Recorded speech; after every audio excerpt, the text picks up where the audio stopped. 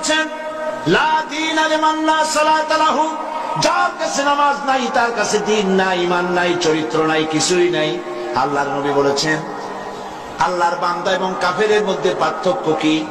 পার্থক্য হলো নামাজ। যে নামাজ পড়ে সে আল্লাহর বান্দা, যে নামাজ পড়ে না সে ব্যক্তি কুফরি করলো।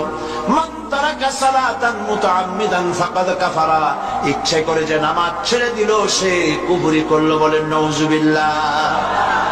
আদমশুমারিতে আপনার নাম মুসলমান থাকতে পারে, ভোটার লিস্টে আপনার নাম মুসলমান থাকতে পারে, পাসপোর্টে আপনার নাম মুসলমান থাকতে পারে, কিন্তু আপনি নামাজ পড়েন না। আল্লাহর কসম, আল্লাহর খাতায় আপনি মুসলমান নন।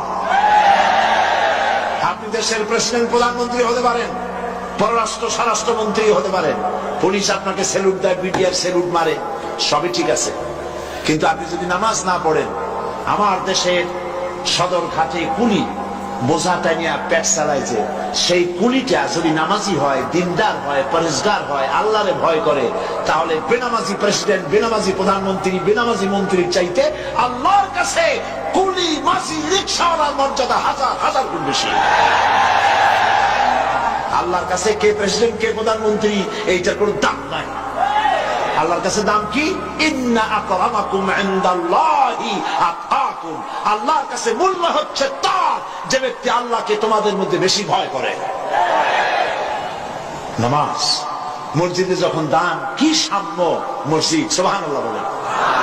মসজিদের মধ্যে মন্ত্রী, গরিব মানুষ, ফকির মানুষ, পানওয়ালা, সিগারেটওয়ালা, জুতায় পালিশওয়ালা সব দাঁড়ায় গেছে নামাজের মধ্যে।